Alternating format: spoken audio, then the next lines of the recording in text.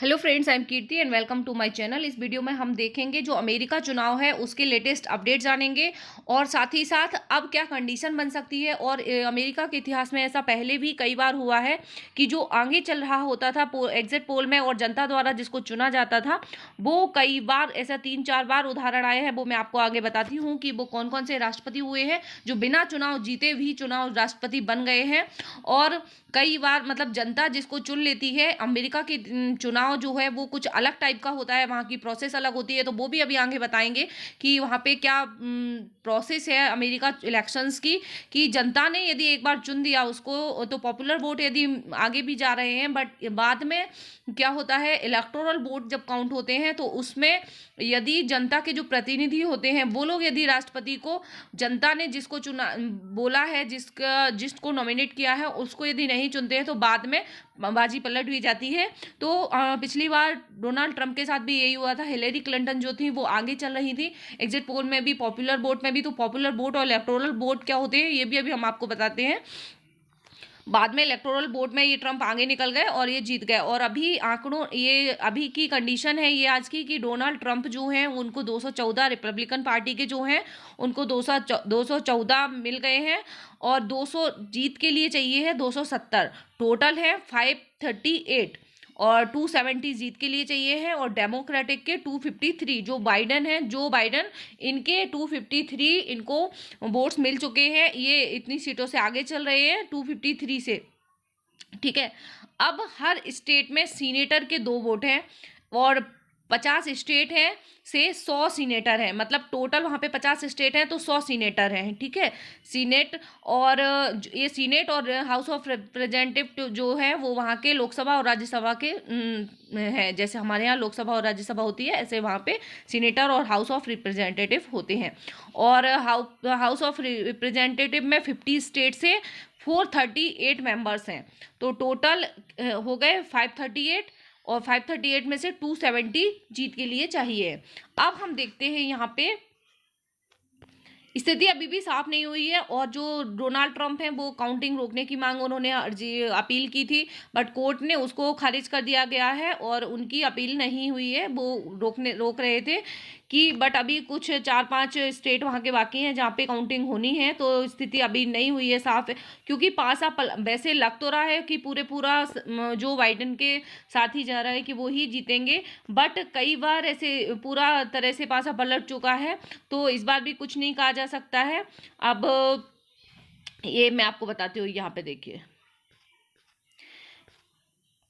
ये अमेरिका के इतिहास में 5 राष्ट्रपति हैं जिन्हें जनता ने नकार दिया था पर इलेक्टोरल कॉलेज ने चुन लिया था। तो इलेक्टोरल कॉलेज क्या होता है और इलेक्टोरल कॉलेज के प्रोसेस क्या है वो भी मैं अभी आपको बताऊंगी। तो बहुत ही ध्यान से देखिए, वीडियो बहुत ही इंपॉर्टेंट है और कॉम्पिटिटिव एग्जाम की तैयारी कर रहे हैं तो उसके लिए तो बहुत ही इंपॉर्टेंट है। चैनल पर सब्सक्राइब कर लीजिए और बेल आइकन प्रेस कर दीजिए ताकि आपको सारे ही वीडियोज़ मिलते रहे। ये 5 राष्ट्रपति हैं: John Quincy Adams, Rutherford Hayes, Benjamin Harrison, John W Bush और डोनाल्ड ट्रंप। ये पांचों ही जो जनता होती है वहाँ की, उन्होंने इनको चुन दिया था कि ये चुने जाएंगे। मतलब जनता ने इनको नकार दिया था, लेकिन जब इलेक्टोरल वोट हुए, इलेक्टोरल जो काउंट हुए उसमें ये जीत गए हैं। तो लोकतंत्र में जनता ही भाग्य विधाता होती है माना जाता है। अपना शासक और शासन खुद चुनती है। प्रक्रिया अलग अलग हो सकती है, बट अमेरिका में ऐसा 5 बार हुआ है जब पॉपुलर वोट मतलब होता है जनता के वोट, और किसी और को राष्ट्रपति बनाना चाहती थी, लेकिन जनप्रतिनिधि या इलेक्टोरल कॉलेज, जो जनप्रतिनिधि होते हैं उनको इलेक्टर्स या इलेक्टोरल कॉलेज किसी और को ही राष्ट्रपति बना दिया। तो जनप्रतिनिधि चुनेगी, मान लीजिए कि बाइडेन को बनाना है, अभी जनता ने किया है बाइडेन को बनाना है, और लेकिन बाद में पता चले उनके जो जनप्रतिनिधि हैं वो डोनाल्ड ट्रंप के फेवर में चले जाएं, तो ऐसा ही होता है और पासा पलट जाता है। पिछली बार ऐसा ही हुआ था। अब ये देखिए, यहाँ पे आपको बताते हैं, ये अभी जो है डोनाल्ड ट्रंप टोटल जो है 538 है, आपको पता चली गया है, और 270 चाहिए हैं। और डोनाल्ड ट्रंप जो है 214 पे हैं और 253 हैं जो बाइडेन के। ओके, अब यहाँ पे हम देखेंगे कि राष्ट्रपति चुनाव जो है ये टोटल मिला के ये 5 इसमें वो होते हैं। तो ये कुछ हमें पॉइंट याद रखने को होंगे कि पहले तो नॉमिनेशन होता है, प्राइमरी उसको बोला जाता है, फिर ये कॉकस होता है, कॉकस 5 चरण होते हैं उसके। तो फिर कॉकस होता है, इसमें राष्ट्रपति पद का उम्मीदवार चुनने का पुराना तरीका है, इसे अयोवा कॉकस भी कहा जाता है। तो कॉम्पिटिटिव एग्जाम की दृष्टि से ये बहुत इंपॉर्टेंट है, ये कॉकस वर्ड याद रखना। ये सिर्फ 6 राज्यों में इसका इस्तेमाल होता है। और कॉकस को बहुत आसान भाषा में समझें तो पहली चीज़ तो यह है कि इसका आयोजन सीधी पार्टियां करती हैं, राज्य सरकार की इसमें कोई भूमिका नहीं होती है, और पार्टियां ही नियम और मतदाता तय करती हैं। यहाँ डेलीगेट चुनने के लिए बैलेट का इस्तेमाल नहीं होता है। पार्टी मेंबर्स कई उम्मीदवारों में से एक को हाथ उठाकर चुनते हैं। ये है कॉकस, ठीक है। ये सिर्फ 6 राज्यों में होता है। तो ये सेकंड चरण पे होता है। देन होता है कन्वेंशन। कन्वेंशन क्या होता है? इसे पार्टी सम्मेलन जैसा बोला जाता है। ये राष्ट्रपति चुनाव के चरणों में से ही है। पहले प्राइमरी, फिर कॉकस, फिर कन्वेंशन, फिर होता है पॉपुलर वोट जो कि अभी हो रहा है, फिर होता है इलेक्टोरल वोट। ओके, तो ये 5 चरण है। 5 चरण को जानना आपको बहुत जरूरी है यदि आप अमेरिका राष्ट्रपति चुनाव को जानना चाहते हैं तो। उसके बाद क्या होता है? इसे पार्टी सम्मेलन कहते हैं। पार्टी प्रतिनिधि या जो डेलीगेट्स होते हैं वो हिस्सा लेते हैं, और वो कॉकस, प्राइमरीज या कॉकस से चुनकर आए होते हैं। वे यहाँ मतदान के जरिए उस कैंडिडेट को चुनते हैं जो राष्ट्रपति पद का उम्मीदवार बनेगा। तो जैसे अभी जो बाइडेन और ट्रंप बन चुके हैं, तो ये तीसरा चरण है, ये हो गया, आपको पता होना चाहिए। देन इसके बाद आता है पॉपुलर वोट। पॉपुलर वोट मतलब अमेरिका में मतदाता पहले इलेक्टर्स चुनते हैं, पहले इलेक्टर्स चुनेंगे, इनसे इलेक्टोरल कॉलेज बनता है। जो इलेक्टर्स हो जाएंगे फिर उनसे इलेक्टोरल कॉलेज बनेगा, और ये इलेक्टोरल कॉलेज जो है वो राष्ट्रपति चुनता है फिर।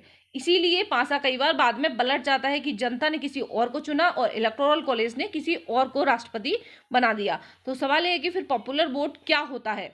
इसे सीधे तौर पर हम समझ सकते हैं कि दरअसल जनता यानी मतदाता अपना प्रतिनिधि इलेक्टर चुनते हैं, फिर ये इलेक्टर राष्ट्रपति चुनते हैं। जनता जिसे इलेक्टर चुन रही है वो उसके पसंद के कैंडिडेट यानी राष्ट्रपति पद के उम्मीदवार को ही वोट दे, ऐसा अब जरूरी नहीं रहा है। इसीलिए ऐसा बोला जाता है कि कई बार आपने देखा है जनता ने नकार दिया और राष्ट्रपति बन गए। ओके, और जनता ने ऐसा, हिलेरी क्लिंटन को पिछली बार जनता ने चुन दिया था, पॉपुलर वोट में वो जीत गई थी और एग्जिट पोल, लेकिन इलेक्टोरल वोट में फिर वो नहीं जीती थी और डोनाल्ड ट्रंप उनसे आगे निकल गए थे। 2016 में ये देखिए 46% वोट्स थे जो ट्रंप को थे और 48% वोट्स मिले थे हिलेरी क्लिंटन को। और जैसा कि मैंने अभी आपको बताया, और हिलेरी जनता की पहली पसंद थी, लेकिन इलेक्टोरल वोट ने ट्रंप को जिता दिया था। तो अब क्या होता है, इलेक्टोरल कॉलेज जो होता है इस पर काफ़ी बहस होती है और कुछ लोग अब इसे गलत भी ठहराने लगे हैं कि पॉपुलर वोट के जरिए 50 राज्यों में 538 इलेक्टर्स चुने जाते हैं, इनसे इलेक्टोरल कॉलेज बनता है। राष्ट्रपति बनने के लिए 270 इलेक्टर कॉलेज वोट चाहिए। जिस राज्य की जितनी ज़्यादा आबादी उसके उतने ज़्यादा इलेक्टर वोट। हर राज्य से सदनों के लिए जितने सांसद चुने जाते हैं उतने ही उसके वोट होते हैं, इलेक्टोरल कॉलेज के सदस्य होते हैं। अब ये आपने समझ लिया। तो यहाँ पे कुछ नहीं कहा जा सकता, अभी भी स्थिति लग रहा है कि ये जीत जाएंगे और कुछ भी हो सकता है, जीत ही जाएंगे। और अपने लिए दोनों ही अच्छे हैं, जो भी बनता है चाहे कोई भी बने, बट चीन के साथ अपने जो रिलेशन है, चीन के साथ आतंकवाद की लड़ाई है और जो अपनी विवाद चल रहे हैं उनमें हमें अमेरिका दोनों ही हमारे साथ होना चाहिए। कोई भी जीते उससे कोई फर्क नहीं पड़ता है।